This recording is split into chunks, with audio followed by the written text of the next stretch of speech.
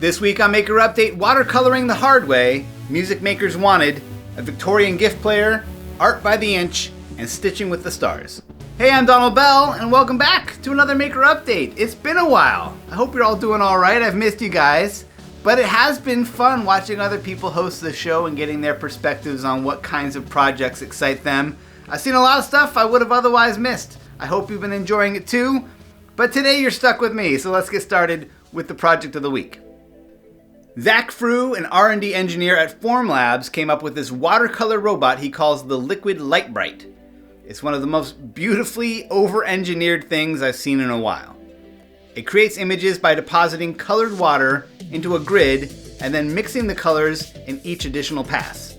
The hardware is all custom using a mix of extruded aluminum, 3D printing, and some CNC milled aluminum. In some ways it kind of reminds me of a CNC mill, only instead of spinning a bit, it spins a pump to dispense an exact amount of fluid through a syringe. My favorite part of the design, though, is how he's managing the different liquids. There's 4 colors, CMYK, plus plain water. Everything ultimately has to get routed through a single tube to get pushed out through the syringe, but you also have to keep the dyes separated to prevent them from bleeding together and making everything brown. To solve this, he has vessels of each color feeding to a common tube, but with little on-off valves to control the feed of each color. These valves are twisted on and off using servos, allowing each color its own space in the tube with a minimal amount of mixing.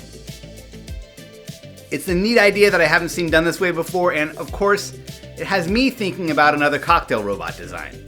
Zach wrote the code for this in Python and has it posted on his GitHub. Now for some news. The call for makers is out for the upcoming Maker Music Festival.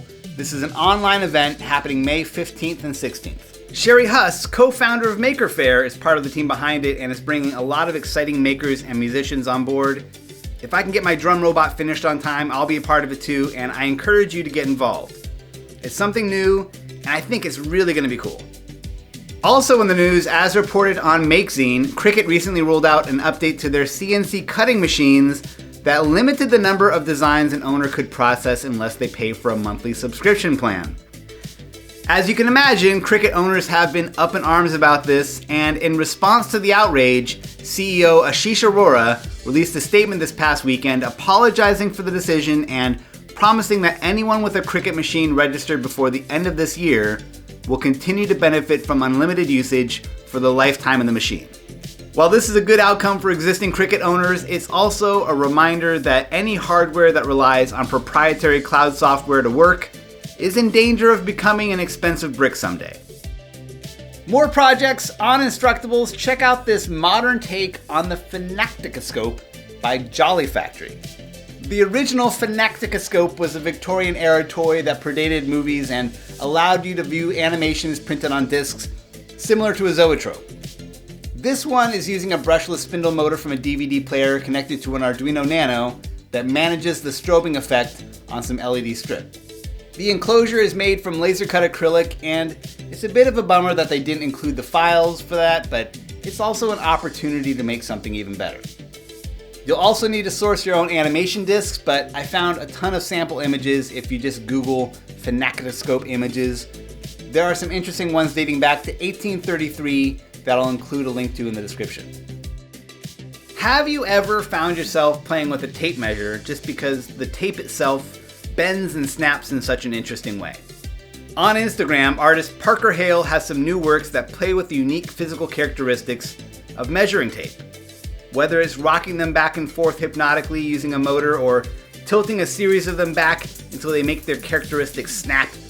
I love seeing a tool like this that we all take for granted explored as a medium for something beautiful.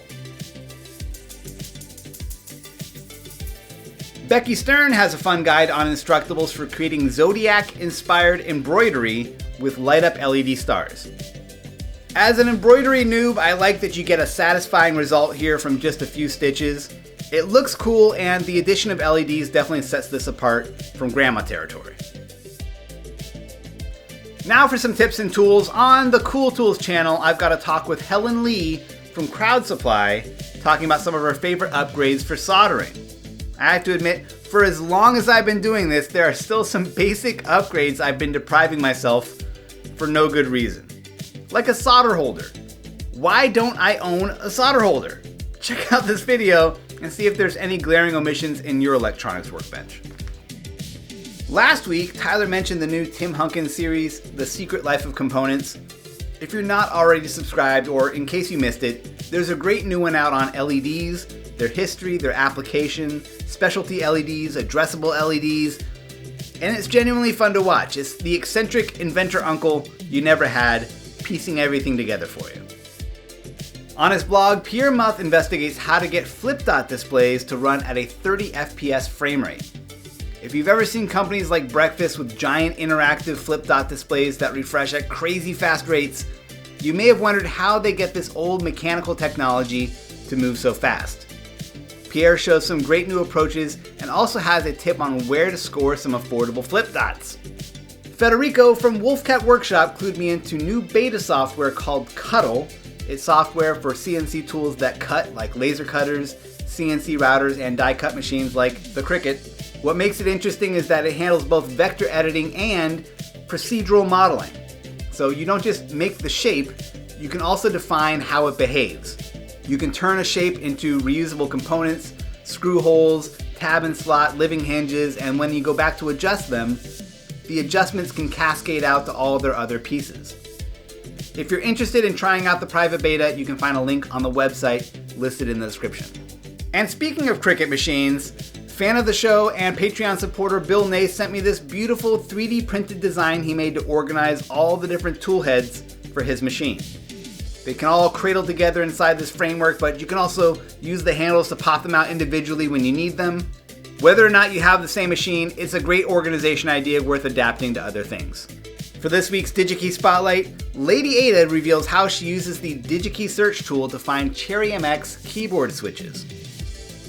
If you've got a thing for making your own keyboards or Stream Decks, you probably know that there's a whole cottage industry around different coveted styles of mechanical keyboard switches. What you probably didn't know is that DigiKey stocks many of these same switches. The video will show you how to find what you're looking for and probably save you some money. And that does it for this week's show. Be sure to subscribe, leave a thumbs up, leave a comment. A big thanks to my patrons on Patreon, and especially to Digi-Key Electronics for being awesome and for making this show possible. Thanks for watching, and I'll see you soon.